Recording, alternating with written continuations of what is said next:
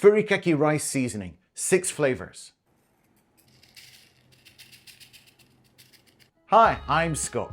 So, what is furikake? Well, you know those little sprinkles you put on top of your ice cream? Well, furikake is like sprinkles for rice. The first commercial furikake was invented in the early 1900s. Now, these early versions were not designed to like jazz up your meal times. They were actually thought up to add extra nutrition to plain boiled rice. A pharmacist called Sukiyaki Yoshimaru is said to be the father of furikake. Now, he came from Kumamoto and developed a product called Gohan no Tomo, which, if you translate it literally, it means the friend of rice. So back then, a lack of calcium was a really big problem in Japan. So he had the idea to get some dried fish bones and he ground them up and sprinkled them on top of rice. So this gave people an extra calcium boost. Over time, to make it more palatable and basically more enjoyable, they added things like sesame seeds or some nori seaweed and other things to make it kind of more enjoyable. And that resulted in the product that we have today, this one like this. Today, furikake comes in an endless variety: seaweed, egg, salmon, bonito, wasabi, ume plum, curry, even cheese or kimchi flavors. Now, if you take a peek inside any kid's lunchbox, you're bound to see it sprinkled on the rice or mixed into an onigiri. Now, the one which I'm reviewing today is made by probably the most famous company for producing this kind of product, and it's called Marumiya Foods. This is kind of like the gold standard. So this has 6 different types in this pack. You can see right there. So we have the most famous one, noritama, which is the seaweed and egg. And then we have the ajidoraku, which is the Okaka Bonito flakes. Then we have sukiyaki, the beef hot pot. Then we have sake aosa, salmon flakes.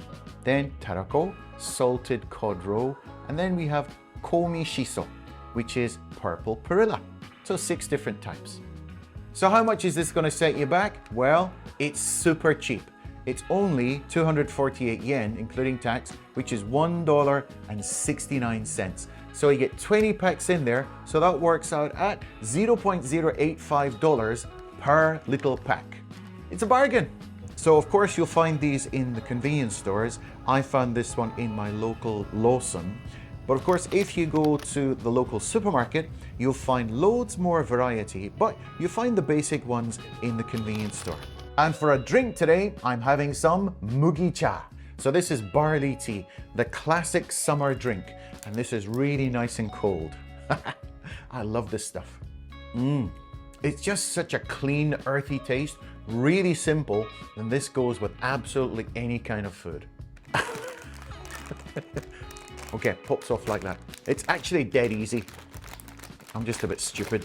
There you go, look at that, eh? And it pops off.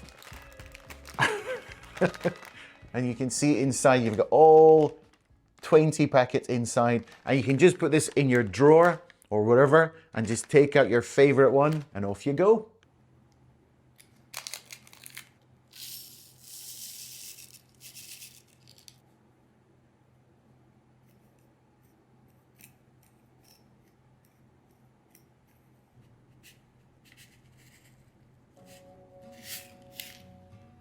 Okay, so let's start off with the first one. We got noritama. So this is seaweed and egg. This is the most popular one. So let's just open it up here and I don't know how to describe that smell. It just smells nice. So what I'm going to do, I'm going to first try a little taste just on the spoon.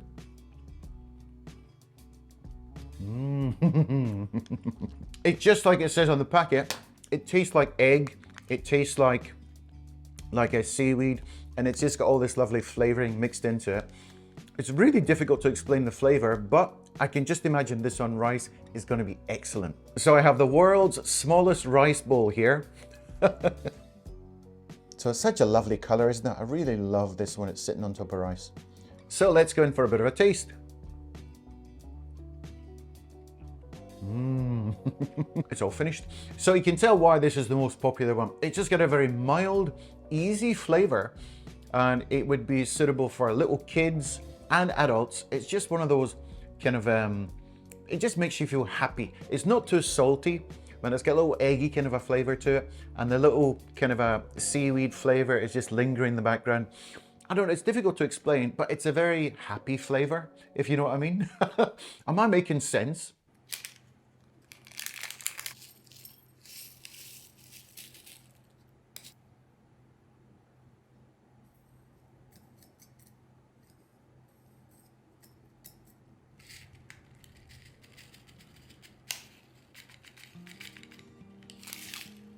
Okay, next up we've got the Bonito flavor here. This is also called Okaka. Okaka. Love that name, Okaka. Which is basically dried Bonito flakes mixed in with a bit of soy sauce, and I think there's sesame seeds also mixed in there too. So this is also really popular. So this is the Okaka Bonito flakes. Gotta go in for the dry taste.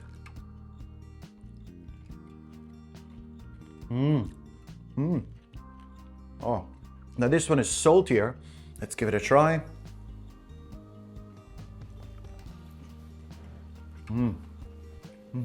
It's just that the saltiness and the plainness of the rice just works really well together. You can tell they've perfected this recipe over years and years and years to make it just to go really nice with rice. It's just really nice, and the flavor of the Bonito fish really comes through, but it's balanced in there with a bit of egg and some sesame, and there's some seaweed in there as well. Absolutely perfect for rice bowls and stuff.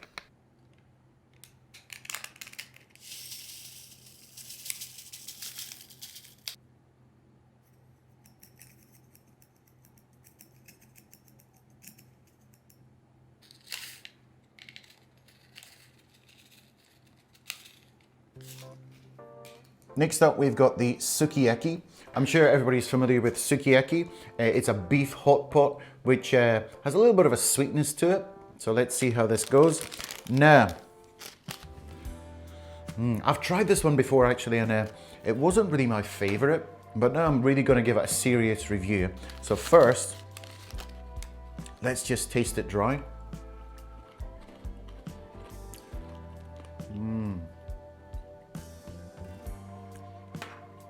I don't know. The meatiness just, I don't know, I don't really like the meat taste in this. I think these kinds of things work better with seafood or vegetables. So, let's see what it's like on the rice. Sukiyaki Furikake. Okay, let's give it a try.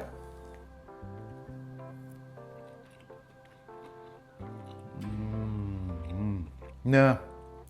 This is not my favorite. There's just something about the meat flavor. It just doesn't do it for me. Kind of leaves a kind of a funny aftertaste. No, I'd much prefer to have the real Sukiyaki. But yeah, I'd definitely say a lot of these furikake, they're better when you do fish or vegetables, but meat just doesn't work for me.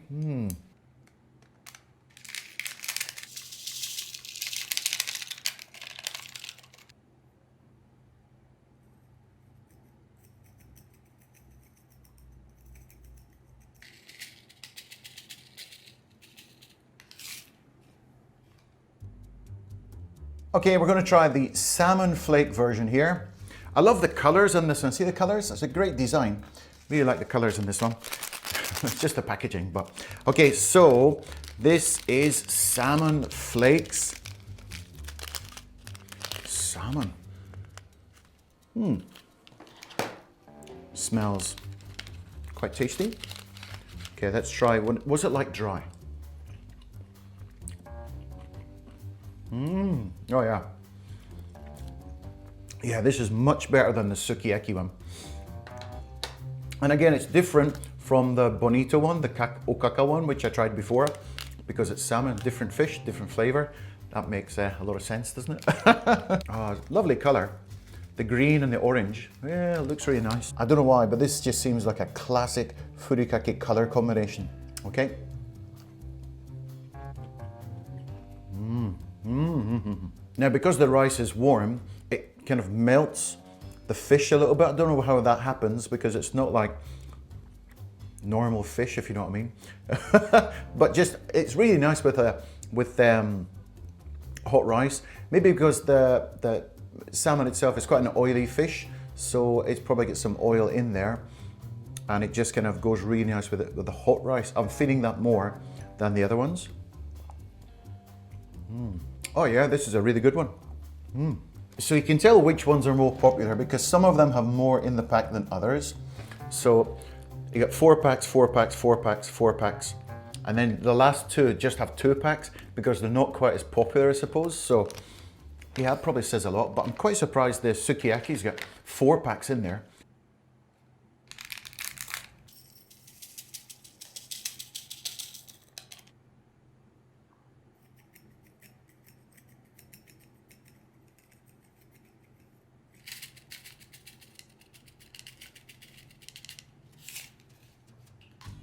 Next up, it's tarako, which is the salted Cod Roe. Again, another fishy one.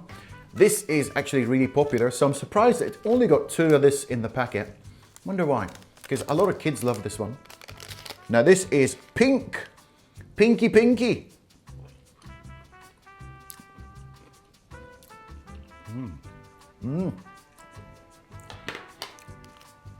Completely different taste sensation. Much saltier. This is the saltiest one yet. And it doesn't actually taste like fish so much. It's just like a kind of an umami punch. And this also has like big pieces and small pieces to give a bit of a texture to it. Interesting.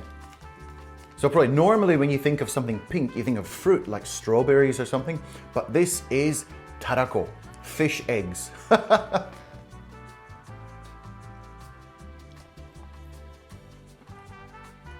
It tastes like there's a much higher fat content in this one.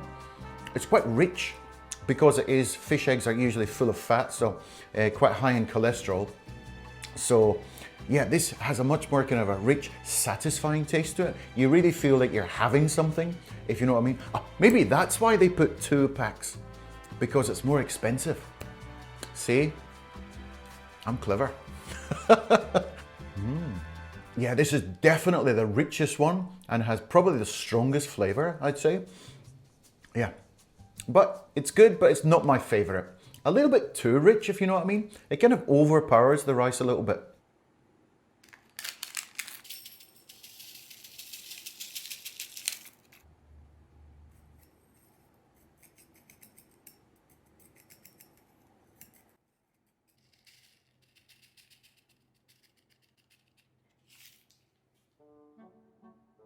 Okay, now we come to the purple Perilla. Now this actually has pickled plums, umeboshi, kind of mixed through it, and salt. So I'm expecting this to be quite a strong flavor. Smells completely different. Let's go in for the test, dry test. Oh. Completely different ball game, this one. It's kind of sweet and sour, and it's got this lovely deep herby kind of flowery taste to it.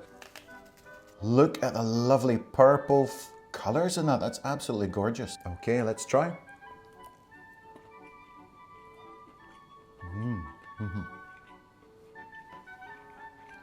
The sourness is really nice. You don't expect it to be sour with furikake, but this one has little sour pieces in it. And the Perilla, have you ever tasted Perilla? It's got such a unique flavor. Perilla is sometimes called Japanese basil, and it just has a really unique flavor.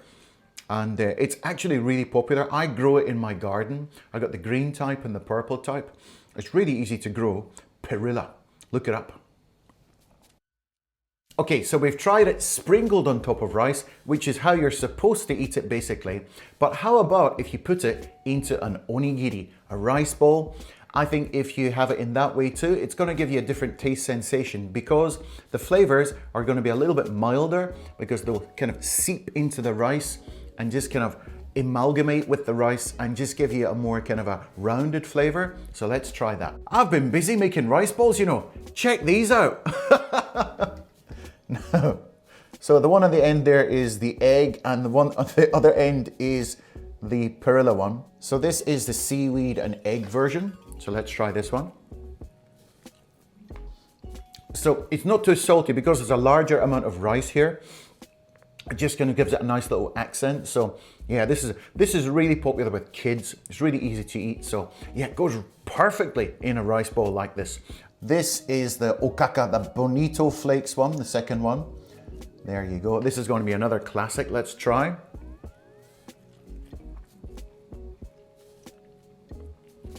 Again, when you try this in a rice bowl, it is much milder. So definitely recommend putting them in the rice bowl. This is the Sukiyaki one, the one that I didn't really like. So let's see what it tastes like in a rice bowl. Is it going to be better? Yeah, it's not bad. It's not my favorite, but it just lacks something for me. I just don't like that meat flavor. Okay, this is the salmon one.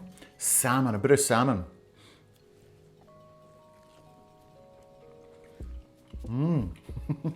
Again, the flavor has been softened out, mellowed out. Just a nice mellow flavor. So these would go nice with something else now, with some sausages or some chicken or some fish or something else, because the flavor has really been mellowed out. Okay, this is the salted Cod Roe. So this is a very rich one. I wonder if it's going to be quite so rich in a rice bowl.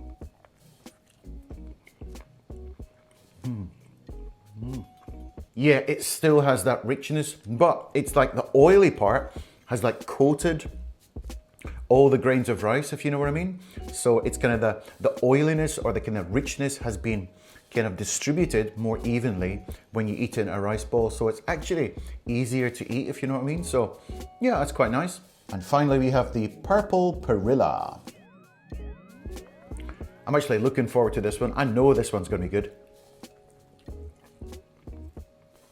So you can see why when some people put rice bowls in the lunchbox, they always add one of these to give that little bit of variety. It's almost like the dessert rice bowl.